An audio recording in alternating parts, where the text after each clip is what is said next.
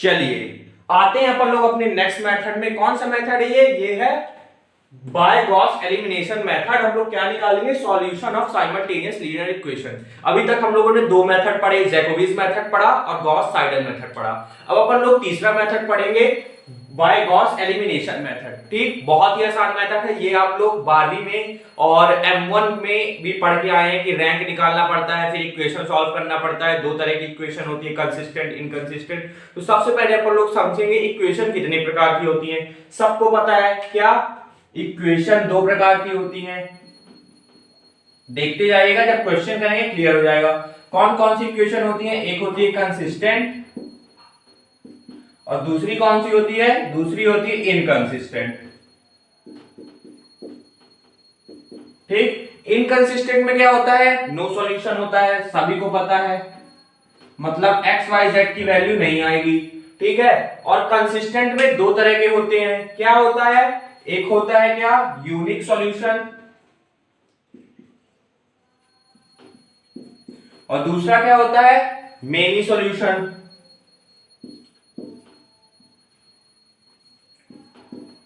ठीक, ये आप सभी को पता है कि दो तरह की इक्वेशन होती है, एक होती है कंसिस्टेंट, एक होती है इनकंसिस्टेंट। इनकंसिस्टेंट में नो सॉल्यूशन होते हैं और कंसिस्टेंट में यूनिक सॉल्यूशन और मेनी सॉल्यूशन रहता है। अब आपके दिमाग में एक सवाल आ रहा होगा कि ये unique solution, many solution, no solution कब होगा। तो मैं आपको बताता हूं, यूनिक सॉल्यूशन आपका तब होगा जब rank of A slash B, इसको बोलते हैं हम लोग ए स्लैश बी को ऑगमेंटेड मैट्रिक्स बोलेंगे हम लोग। ठीक, equal to rank of A equal to 3 रही। ठीक, जब हम लोग rank of A slash B equal to rank of A बराबर रही 3 के, तो वो कैसा सॉल्यूशन रहेगा, यूनिक सॉल्यूशन। अभी आप ये थ्योरी देखिए, क्वेश्चन करूंगा क्लियर हो जाएगा। ठीक, मेनी सॉल्यूशन कब रहेगा, जब rank of augmented matrix A slash B को हम लोग ऑगमेंटेड मैट्रिक्स बोलते हैं, A slash B equal to rank of A बराबर जब 2 होगी। जब rank of A slash B equal to rank of A equal to 2 होगी, तो वो कैसा सॉल्यूशन देगा, मेनी सॉल्यूशन देगा। और जब rank of A slash B does not equal to rank of A, जब rank of A slash B equal नहीं रहेगा रैंक ऑफ ए के, तो वो कैसे सॉल्यूशन देगा, नो सॉल्यूशन देगा। देखिए देखिए, मान लीजिए आपका rank of A slash B आप लोगों ने निकाला, रैंक मैट्रिक्स में इस तरह रैंक निकालते हैं, सबको पता होगा, पढ़ के आए, तो 3 आया। ठीक है, रैंक ऑफ ए आप लोगों ने निकाला तो 3 आया। तो अब आप देख रहे हो rank of A slash B और रैंक ऑफ ए बराबर है। कितना बराबर है, 3 है दोनों, तो यूनिक सॉल्यूशन होगा। यही अगर rank of A rank of B दोनों कितना आया, 2 आया। तो आप देख पा रहे हो कि rank of A slash B rank of A बराबर कितना है, 2 है। इसका मतलब ये क्या है, मेनी सॉल्यूशन हुआ।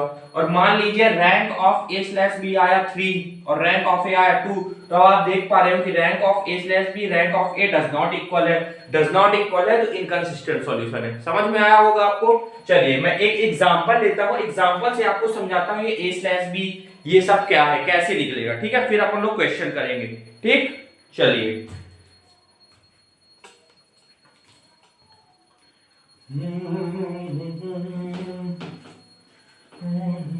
ये तो समझ गए ना इक्वेशन क्या होती है, कितने प्रकार की, कैसे निकलती है, क्या है ना। बस ये समझ गए तो आप लोग सब समझ गए। चलिए, तो हमारी जो मैट्रिक्स बनेगी, यहां पास हम लोग को मैट्रिक्स मेथड से सॉल्व करना है। तो पहले हम लोग x के वेरिएबल लिखेंगे। यहां पास क्या है, 1 2 8, तो जो अपनी पहली कॉलम बनेगी मैट्रिक्स का वो रहेगा x का 1 2 8। ठीक, ये अपनी क्या कौन सी मैट्रिक्स रहेगी, ए वाली मैट्रिक्स रहेगी। ठीक, फिर अपन लोग y के वेरिएबल देखते हैं 3 7 9, जो दूसरा कॉलम बनेगा वो y के वेरिएबल का बनेगा। ठीक है, 3 7 9। ठीक, और जो हमारा z का वेरिएबल रहेगा वो हमारा थर्ड कॉलम बनेगा 2 6 8। ठीक, ये कौन सी मैट्रिक्स रहेगी, अपनी ए मैट्रिक्स रहेगी, जो इक्वल टू के लेफ्ट हैंड साइड में रहेगा, जो एक्स वाई जेड के साथ वेरिएबल रहेंगे, वो कौन सी मैट्रिक्स रहेगी, अपनी ए मैट्रिक्स रहेगी। ठीक, और जो अपनी बी मैट्रिक्स रहेगी वो इक्वल टू के इस साइड वाली रहेगी, क्या है 6 3 9, तो अपना एक ही कॉलम बनेगा इसका बी मैट्रिक्स का, क्या 6 3 9।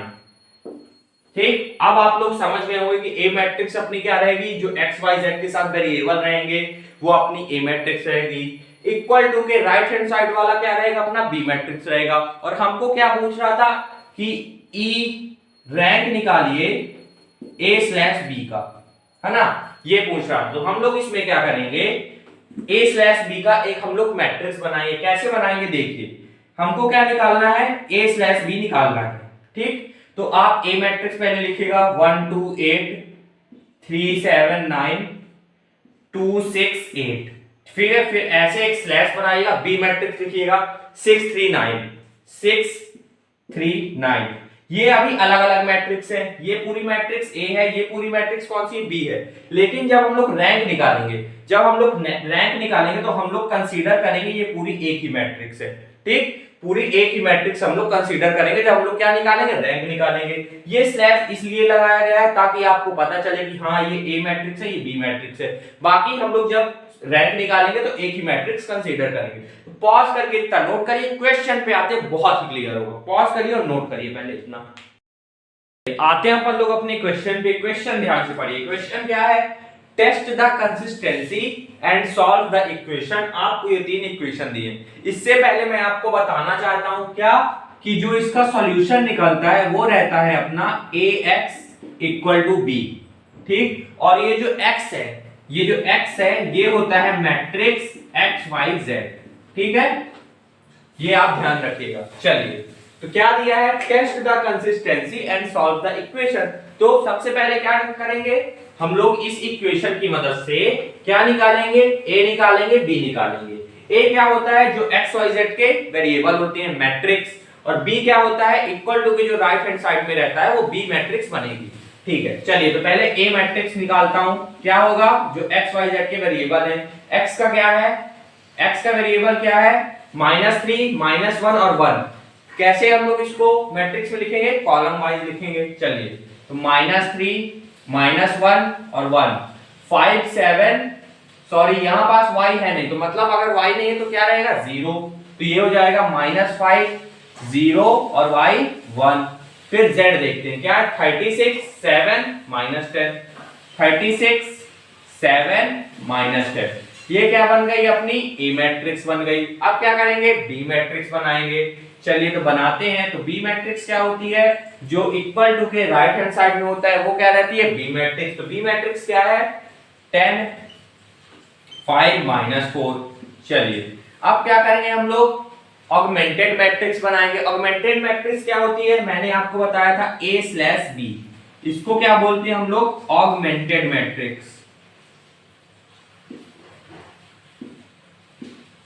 ठीक, कैसे बनेगी, चलिए बनाते हैं हम लोग। तो a slash B equal to,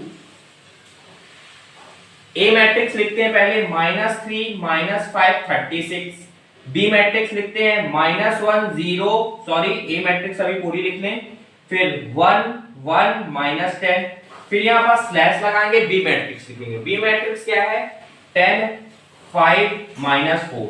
ये क्या बन गई, अपनी ऑगमेंटेड मैट्रिक्स। अब क्या करेंगे, रैंक निकालेंगे। रैंक क्यों निकालेंगे, क्योंकि हमको क्या करना है, कंसिस्टेंट या इनकंसिस्टेंट है ये प्रूफ करना है, क्योंकि क्वेश्चन में दिया है। पहले आप कंसिस्टेंसी प्रूफ करिए, फिर आप क्या करिए, सॉल्व इक्वेशन करिए। तो पहले हमको क्या करेंगे, रैंक निकालेंगे। रैंक निकालते तो सबसे आती होगी, कैसे निकलेगी, रैंक कैसे निकलेगी, ये अपनी a स्लैश बी का मैट्रिक्स है। मेरे को रैंक ऑफ क्या निकालना है, a स्लैश बी निकालना है। सबसे पहले मैं क्या करूंगा, सबसे पहले इनको 0 करूंगा रैंक निकालने के लिए। रैंक निकालते तो बनती होगी सबसे, तो कैसे 0 करूंगा, R2 में चेंज लाऊंगा। मैं यहाँ पास लिखूंगा R2 में चेंज लाना है, दोनों क्या करना पड़ेगा, 0 करना पड़ेगा। तो क्या कर दूं, अगर मैं R2 में R3 ऐड कर दूंगा तो ये 0 हो जाएगा। तो पहले करता हूं, R2 में अगर मैं क्या ऐड कर दूं, R3 ऐड कर दूं, तो R2 वाला ये 0 हो जाएगा। फिर R3 में भी 0 करना पड़ेगा इसको। तो मैं क्या कर दूं, R3 में अगर ऐड कर दूं, R3 में अगर मैं ऐड कर दूं 3R3 प्लस क्या R1, तो ये भी 0 हो जाएगा। तो यहां पास मैं करता हूं, R3 में चेंज लाना है मुझे, तो R3 में मैं क्या ऐड कर दूं, R1। ठीक, चलिए तो देखते हैं वहां पर लोग की क्या मैट्रिक्स बनती है।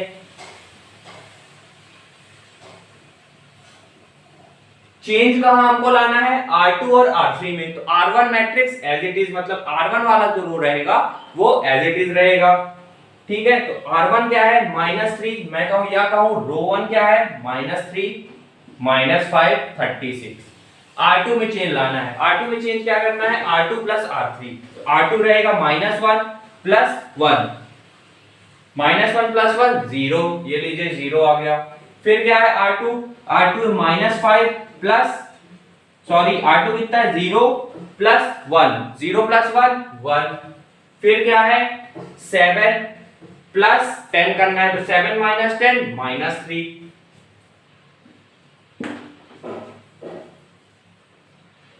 इसको हम लोग एक मैट्रिक्स ही कंसीडर करेंगे, जिस तरह सॉल्व कर रहे हैं इसको उस तरह इसको भी सॉल्व करेंगे। फिर क्या करना है R2 में R2 प्लस R3, तो 5 प्लस 4, 5 माइनस 4 कितना हो जाएगा 1। ये फिर आप क्या करना है R3 में चेंज लाना है। तो R3 क्या है, अपनी R3 मैट्रिक्स है, या मैं कहूं जिसमें चेंज लाना है वो क्या है 3R3 प्लस R1। तो R3 में चेंज लाना है 3, R3 कितना है 1, 3 into 1 प्लस R1, R1 कितना है -3, तो 3 into 1 3 -3 0, तो ये हो गया 0। ठीक, फिर 1, 3 into 1 और फिर कितना है प्लस R1, R1 कितना है -5, तो ये क्या हो जाएगा 3 -5 -2। रैंक निकालते तो सबसे आती होगी, ये कोई बड़ी बात नहीं है। ठीक, फिर क्या करना है -10, 3 into -10 प्लस क्या करना है R1, R1 कितना है 36, तो 10 3 जा -30 प्लस 36 कितना हो जाएगा 6। ठीक, फिर क्या करना है 3 into -4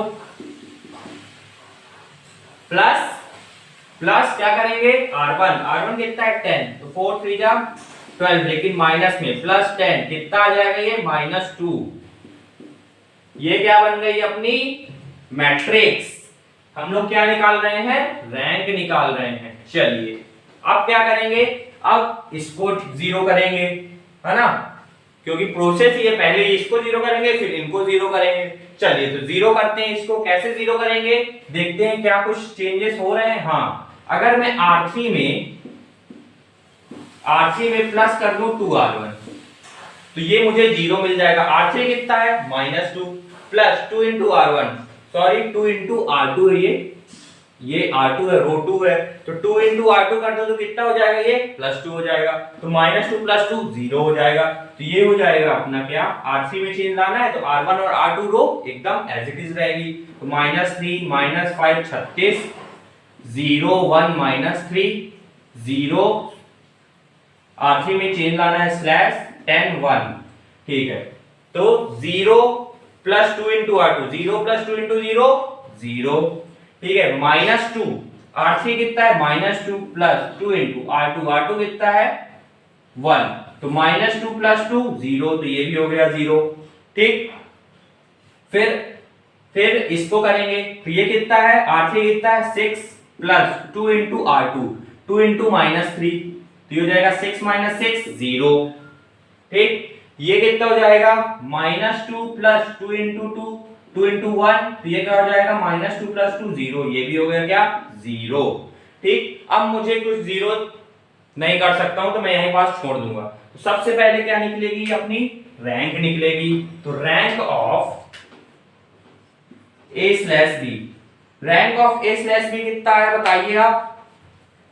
रैंक ऑफ A/B कितना आया, number of non zero row क्या होती है, रैंक होती है। तो ये है नॉन जीरो रो, ये क्या है नॉन जीरो रो, लेकिन ये क्या है पूरी रो कैसी है 0 है, तो रैंक कितनी हो जाएगी अपनी 2। रैंक क्या होता है, रैंक होता है नंबर ऑफ नॉन जीरो रो। ठीक है, ये नॉन जीरो है, यहाँ पास सारे टर्म 0 नहीं है, ये नॉन जीरो है, यहाँ पास सारे टर्म 0 नहीं है, लेकिन ये कैसा है 0 रो है, सारे टर्म 0 है, तो रैंक कितनी हो गई 2 हो गई। ठीक है, तो रैंक ऑफ A/B कितनी आ गई 2 आ गई। ठीक है, क्योंकि रैंक होती है नंबर ऑफ नॉन जीरो रो। ठीक, चलिए अब क्या निकाल लेता हूं, रैंक ऑफ A निकाल लेता हूं। तो रैंक ऑफ A क्या होगा, जो ये स्लैश के इस साइड है ये वाली मैट्रिक्स क्या है, रैंक, ये वाली मैट्रिक्स क्या है A मैट्रिक्स है। चलिए तो रैंक ऑफ A देखता हूं, ये क्या है नॉन जीरो है, ये क्या है नॉन जीरो है, यहां तक देखना है आपको, A मैट्रिक्स ये रहेगी। ठीक है, लेकिन ये कैसी है, 0 है, तो इसकी भी रैंक कितनी हो गई, 2 हो गई। ठीक, अब आप क्या देख पा रहे हैं कि rank of a slash B equal to क्या है, rank of a equal to क्या है, 2।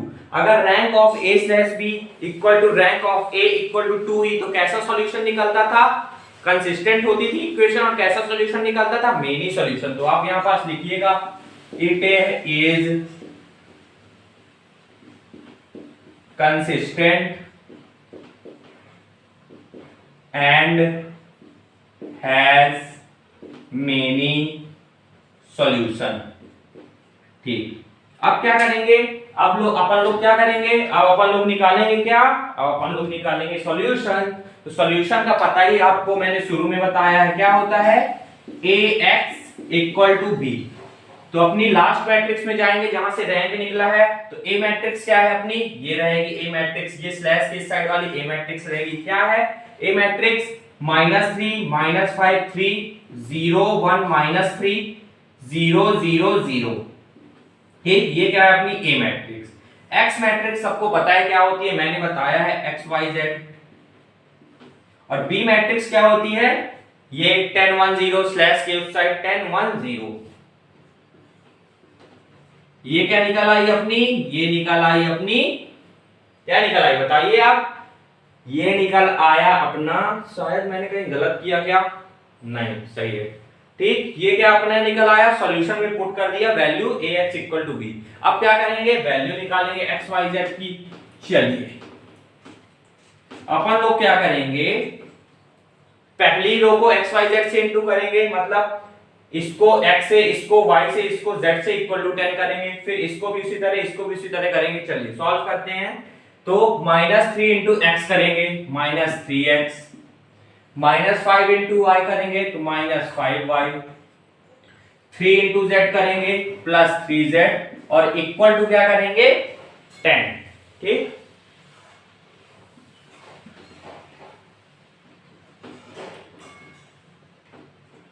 चलिए अब क्या करेंगे, 0 को x से इंटू करेंगे तो 0 हो जाएगा, 1 को y से करेंगे तो क्या हो जाएगा y, -3 को z से करेंगे तो क्या हो जाएगा -3z, इक्वल टू क्या हो जाएगा 1।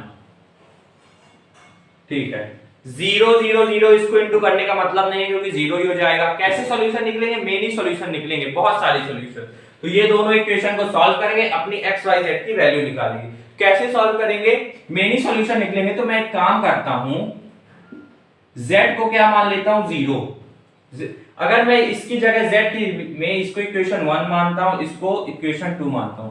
अगर मैं z को 0 मानता हूं क्योंकि मेनी सॉल्यूशन है तो एक सॉल्यूशन 0 भी होगा, तो मैं अपने से z की जगह क्या मान लेता हूं 0 मान लेता हूं। एक काम करिए, 0 मत मानिए, 1 मान लीजिए, सबसे अच्छा है 1 मान लीजिए। z इक्वल टू 1 मान लीजिए और इसको पुट कर दीजिए कहां, इक्वेशन 2 पे।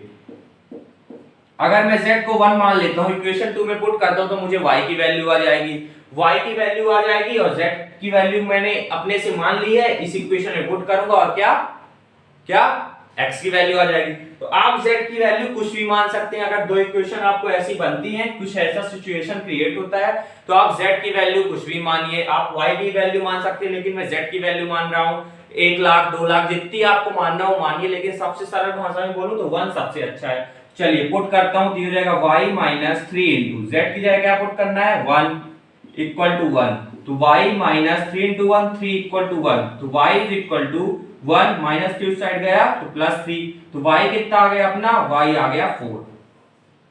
ठीक, y कितना आ गया, y आ gया अपना 4। अब क्या करेंगे, अब अपन लोग को y की वैल्यू पता है, z की वैल्यू अपन लोग ने मान ली है, इक्वेशन 1 में पुट करता हूं। Put y equal to 4 and z equal to 1 in equation number 1। ठीक है, इक्वेशन 1 में y और z की वैल्यू पुट करता हूं तो ये हो जाएगा -3x -5 इंटू y की जगह क्या पुट करना है 4 प्लस 3 इंटू z की जगह क्या पुट करना है 1 इक्वल टू 10। तो ये हो जाएगा क्या -3x -5 4 जा 20 प्लस 3 1 जा 3 इक्वल टू 10। तो -3x -20 plus 13 -20 plus 13 -17 equal to 10।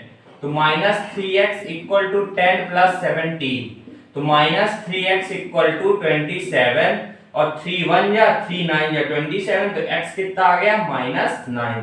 तो अपनी जो x की वैल्यू आई कितनी आई -9, y की वैल्यू कितनी आई 4 और z की कितनी हो गई 1। ये क्या निकल आया अपना x y z, और यही अपने को निकालना था। तो पॉज करके नोट करिए, एक दो बार प्रैक्टिस करिए, इस टॉपिक में आप बहुत अच्छे हो जाएंगे। कुछ है नहीं, रैंक निकालते आप सभी से आता है, आप 12वीं से करते आ रहे हैं, M1 में भी किया हुआ कि रैंक कैसे निकालते हैं। रैंक निकाला, पता किया कि कैसा है, कंसिस्टेंट इनकंसिस्टेंट है, तो कंसिस्टेंट निकलेगा तो उसके दो होंगे, यूनिक मेनी। यूनिक में क्या होगा रैंक 3 आएगी, और उसमें क्या होगा मेनी में रैंक 2 आएगी। ठीक है, फिर क्या करेंगे, फिर अपन लोग ने सॉल्यूशन कंसिस्टेंट अगर प्रूफ हो गया या इनकंसिस्टेंट, फिर अपन लोग क्या करेंगे सॉल्यूशन निकालेंगे ax इक्वल टू b। हम लोग लास्ट वाली मैट्रिक्स में जाएंगे जिससे अपन लोग की रैंक निकली है, उससे a लिखेंगे b लिखेंगे और x अपने को पता है, सॉल्व करेंगे इक्वेशन जो बनेगी इनटू करके और आंसर आ जाएगा। पॉज करिए नोट करिए, क्या दिया है, क्वेश्चन दिया है test the consistency and solve the equation. ये हमको इक्वेशन दिए। एक चीज बताना मैं आपको भूल गया, जो इसका सॉल्यूशन होता है वो होता है ax इक्वल टू b। ये आप अभी नोट कर लीजिएगा, जब अपन लोग सॉल्यूशन निकालेंगे तो क्लियर होगा कि ये ax इक्वल टू b क्या है। तो ax इक्वल टू b, ये a मैट्रिक्स से b मैट्रिक्स से रैंक निकालने के बाद। ठीक है, तो आप इसको पॉज करके नोट करिए, आते हैं सीधे क्वेश्चन पे। ठीक, और एक चीज और बता दूं, रैंक क्या होती है, रैंक किसी को पता है क्या क्या होती है? रैंक होती है अपनी number of non zero row. क्या होती है rank? Number of non zero row. मान लीजिए एक मैट्रिक्स है हमको 2 3 6 4 5 0 2 0 0। ठीक, यहां पास number of non zero rows कितनी है? ये होती है हॉरिजॉन्टल वाली रो और वर्टिकल वाली क्या होती है? कॉलम। ठीक, तो number of non zero rows कितनी है? देखिए यहां पास कुछ जीरो नहीं है, मतलब ये नंबर ऑफ नॉन जीरो रो है, मतलब यहां पास जीरो किसी, अगर सारे में जीरो होता तो ये कैसी होती? जीरोस रो। यहां पास कैसे है? जीरो नहीं है किसी में, तो एक रही, ये दो रही, यहां पास भी एक ही जीरो है, अगर तीनों में जीरो होता तो ये जीरो रो होती। अभी क्या है? नॉन जीरो रो। ये भी नॉन जीरो रो है क्योंकि यहाँ पास 2 जीरो नहीं है, तो इसका मतलब कितनी नॉन जीरो रो है? 3 है। तो रैंक कितनी हो जाएगी अपनी? 3 हो जाएगी। ठीक, और मान लीजिए अगर ये हो जाता 0 और ये दोनों भी मान लीजिए क्या हो गया? 0 0 0 0। अब नंबर ऑफ नॉन जीरो रो कितनी है? एक ही है। ये क्या है? ये तो 0 हो गए। नंबर ऑफ नॉन जीरो रो कितनी है? 1 है ना? तो रैंक भी कितनी हो जाएगी अपनी? 1 हो जाएगी। ठीक, ये आपको पता होगा, मैंने इसलिए बता दिया, जिसको नहीं पता है तो पता चल जाए अब। ठीक, चलिए आते हैं आप सीधे किसमें? क्वेश्चन पे। क्वेश्चन क्या है? Test the consistency and solve the equation. तो पहले ये इक्वेशन हमको दी हुई है, पहले मैं क्या निकाल लेता हूं? a और b निकाल लेता हूं। बहुत अच्छे तरीके से पता है a और b कैसे निकलता है। a निकलेगा जो x y z के वेरिएबल होंगे उसकी मैट्रिक्स बनेगी, और b क्या निकलेगा? जो राइट हैंड साइड में इक्वल टू के होंगे उससे b मैट्रिक्स निकलेगी। सबसे पहले a मैट्रिक्स निकालता हूं। x का वेरिएबल का एक कॉलम बनेगा, क्या है? 1 2 1 1 2 1। y के वेरिएबल का कॉलम बनेगा, क्या है? 1 3 3। ठीक है, z के वेरिएबल का एक कॉलम बनेगा, क्या है? 1 7 -2। ये क्या बन गई? अपनी a मैट्रिक्स बन गई।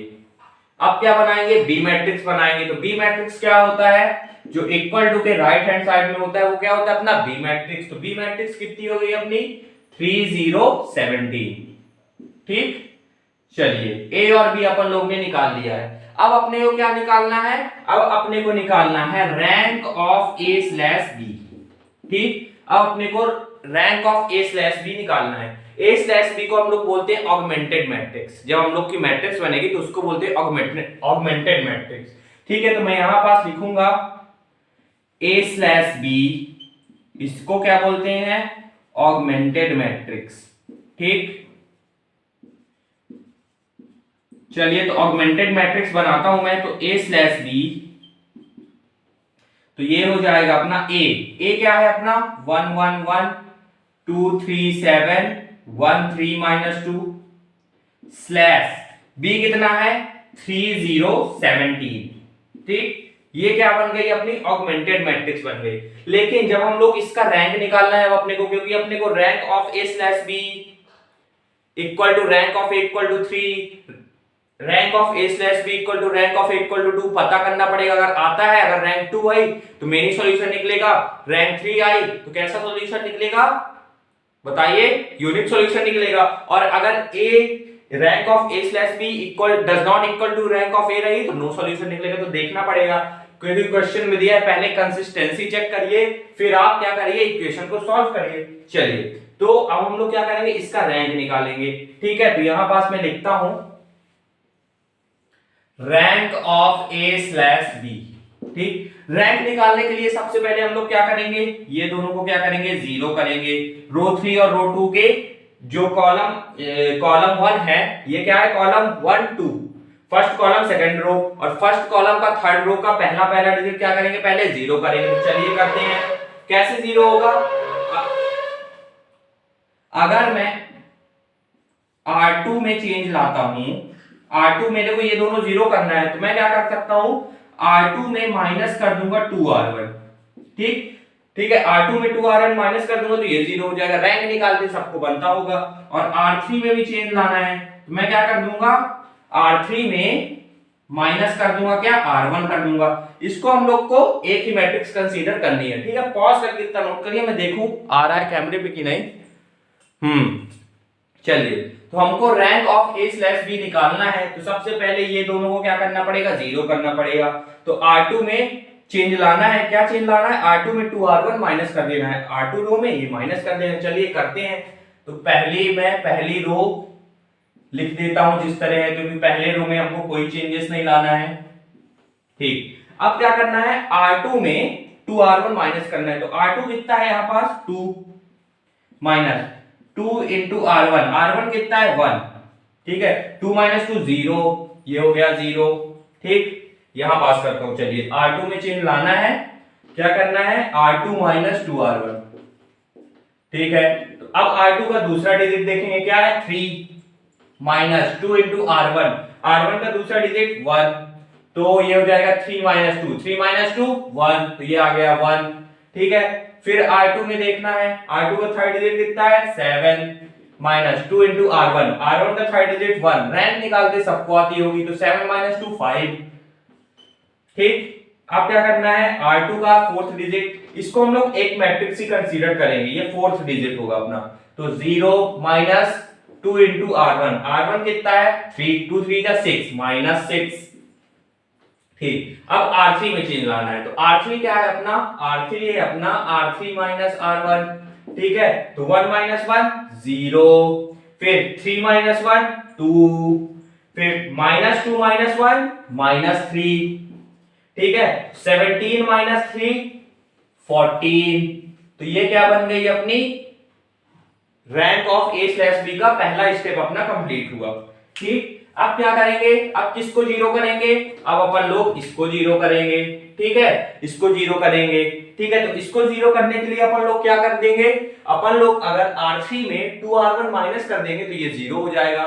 चलिए तो करते हैं, R2 में चेंज लाना है, R2 माइनस 2R1 करते हैं। ठीक है, तो ये हो जाएगा अपना, R2 में चेंज लाना है, बाकी सारे मैट्रिक्स सेम रहेंगे, सिर्फ R2 वाला चेंज होगा, क्योंकि R2 में चेंज लाना है। तो ये हो जाएगा 1 1 1 3। अपने को R3 में चेंज लाना है, सॉरी, तो R3 माइनस 2R2 करेंगे। ठीक, ये ध्यान रखिएगा। चलिए, तो R3 में चेंज लाना है अपने को, तो R1 और R2 एज इट इज रहेगा। ठीक है, जिसमें चेंज लाना है वो चेंज होगा, बाकी सब एज इट इज। ठीक है, चलिए, तो जीरो क्या करना है अपने को, R3 माइनस 2R2, अपने को क्या करना है, R3 माइनस 2R2 करना है। ठीक है, अच्छे से लिख देता हूं। ठीक, R3 कितना है अपना, R3 है 0 माइनस 2R2, R2 कितना है 0, तो ये आ गया 0। ठीक, फिर क्या है R3 कितना है 2 माइनस 2 इंटू R2, R2 कितना है 1, तो ये भी क्या हो गया 0। ठीक, फिर माइनस 3 R3 है, और माइनस 2 इंटू R2, और R2 कितना है 5, तो ये हो जाएगा -3 -10, -3 -10 -13, और ये क्या हो जाएगा 14, R3 कितना है 14 -2 इंटू R2 कितना है -6, ये क्या हो जाएगा 14 माइनस माइनस प्लस 6 2 जा 12, तो 12 प्लस 14 26। भैया नीचे से केला फेंक दे। अरे ठीक, ये क्या बन गई अपनी मैट्रिक्स बन गई, या मैं कहूं rank of A slash B निकाल रहा हूं मैं। ठीक, अब मैं देख पा रहा हूं कि कोई भी डिजिट मैं जीरो नहीं कर सकता हूं। इसको अगर मैं जीरो करने की कोशिश करूं तो क्या करूंगा, इसको जीरो करने की कोशिश करूंगा तो ये डिस्टर्ब हो जाएगा, तो यहीं पास हम लोग छोड़ देंगे। तो अब अपन लोग रैंक देखते हैं, rank of A slash B देखते हैं कितनी आई। मैंने आपको क्या बताया, रैंक कैसे निकलती है, नंबर ऑफ नॉन जीरो रो। देखिए ये कैसी है, नॉन जीरो है, ये कैसी रो है, नॉन जीरो है, ये भी कैसी है, नॉन जीरो है, तो इसकी रैंक कितनी आ गई 3। ठीक, अब अपन लोग क्या देखेंगे, अब अपन लोग देखेंगे rank of A. Rank of A क्या है, ये रहा अपना ए, ये रहेगा ना अपना ए, और ये उस साइड क्या है बी है, तो रैंक ऑफ ए देखते हैं, तो ये कैसा है नॉन जीरो है, ये भी कैसा है नॉन जीरो है, ये भी कैसा है नॉन जीरो है, तो रैंक ऑफ ए भी कितनी आई 3। तो मैंने आपको बताया था, क्या बताया था, अगर आपको ध्यान हो कि अगर rank of A slash B equal to rank of A है, इक्वल टू 3 है, तो कैसा सॉल्यूशन मिलेगा, मेनी सॉल्यूशन। तो आप लिखेंगे it is consistent equation. Consistent equation जब होती थी तभी मेनी सॉल्यूशन, और कैसा सॉल्यूशन निकलता था, यूनिक सॉल्यूशन। ठीक है, तो यहां पास rank of A slash B बराबर है rank of A equal to 3, तो कैसा सॉल्यूशन निकलेगा, यूनिक सॉल्यूशन निकलेगा। मैंने शायद अभी मेनी सॉल्यूशन बोला तो सॉरी, कैसा सॉल्यूशन निकलेगा, यूनिक सॉल्यूशन निकलेगा। तो यहां पास पहले लिखिएगा it is consistent equation and has unique solution. ठीक, चलिए ये अपना कंसिस्टेंसी प्रूफ हो गई। अब क्या करेंगे, अब अपन लोग निकालेंगे क्या, अब अपन लोग निकालेंगे सॉल्यूशन। तो सॉल्यूशन के लिए मैंने आपको बताया है क्या होता है, सॉल्यूशन होता है ax इक्वल टू बी। ठीक, क्या होता है ax इक्वल टू बी। तो ए मैट्रिक्स क्या हुई अपनी, ए मैट्रिक्स बताइए, हम लोग जाएंगे अपने लास्ट स्टेप में रैंक के। ए मैट्रिक्स क्या है 1 1 1 0 1 5 0 0 -13। ठीक, और x वाली जो अपनी मैट्रिक्स होती है वो होती है अपना जो कोफिशिएंट होते हैं, मतलब x y z, जो अपनी x मैट्रिक्स होगी वो होगी हमारी x y z। ठीक, इक्वल टू b। b क्या होगा, जो स्लैश इस साइड होगा b, तो 3 -6 और 26, ये रही b। ठीक, सॉल्व करेंगे आंसर लाएंगे, ये मैं रब करता हूं। हम लोग क्या करेंगे, पहले रो को इस कॉलम से इंटू करेंगे, या मैं कहूं पहले रो को एक्स वाई जेड से इंटू करेंगे। तो 1 into x x, y into sorry 1 into y y, plus 1 into z z, equal to क्या है, इक्वल टू 3। पहला डिजिट अपना बी मैट्रिक्स का 3। ठीक, फिर क्या करेंगे 0 into x 0, plus 1 into y y, plus 5 into z 5z, equal to क्या -6। इसको भी इंटू करता हूं तो 0 into x 0x, plus 0 into y 0y, plus -13 into z -13z, तो ये हो जाएगा minus plus minus, equal to क्या 26। तो z कितना आ गया अपना, ये 0 0 हो गया, तो -13z इक्वल टू 26। तो z कितना आ गया अपना -2, 13 बन गया, 13 2 जब माइनस में था, तो z की वैल्यू कितनी आ गई अपनी -2। z की वैल्यू आ गई तो इस इक्वेशन में पुट करता हूं तो y की वैल्यू आ गई। चलिए तो पुट करता हूं, तो पुट z इन इक्वेशन 2। आप इसको इक्वेशन 1 बोलेगा, इसको 2 बोलेगा, इक्वेशन 3 बोल दीजिएगा। ठीक है, पुट करता हूं तो ये हो जाएगा 0x plus y plus 5 into z, Z कितना है -2 इक्वल टू -6। तो y इक्वल टू हो जाएगा -10, y -10 इक्वल टू -6, तो y इक्वल टू हो जाएगा -10 उस साइड जाएगा तो +10, तो -6 + 10 कितना हो जाएगा 4, तो y कितना आ गया अपना 4 आ गया, ठीक है। x आ गया, z आ गया -2, y आ गया 4। अब क्या करेंगे, अब अपन लोग निकालते हैं क्या, x की वैल्यू, y की वैल्यू पता है, z की वैल्यू पता है, तो इसको हम लोग किस इक्वेशन में पुट करते हैं, फर्स्ट इक्वेशन में पुट करते हैं, तो अपनी क्या की वैल्यू आ जाएगी x की वैल्यू, तो put z and y in equation first, ठीक। तो ये क्या हो जाएगा, इक्वेशन फर्स्ट में पुट करूंगा y और z की वैल्यू, तो x प्लस y कितना है, y है अपना 4 प्लस z कितना है, z है -2, तो ये हो जाएगा -2 इक्वल टू 3, तो x प्लस 4 -2 2 इक्वल टू 3, तो x इज इक्वल टू 3 -2, तो x इज इक्वल टू 1। तो अपनी जो x की वैल्यू आई वो आई कितनी 1, y की वैल्यू कितनी आई 4 और z की वैल्यू कितनी आई -2, यही अपने को निकालना था। देखिए कितना आसान है। हम लोग पहले क्या करेंगे, कंसिस्टेंसी प्रूफ करेंगे कि हाँ ये कंसिस्टेंट है कि इनकंसिस्टेंट है। अगर कंसिस्टेंट है तो यूनिक सॉल्यूशन निकलता है कि मेनी सॉल्यूशन निकलता है।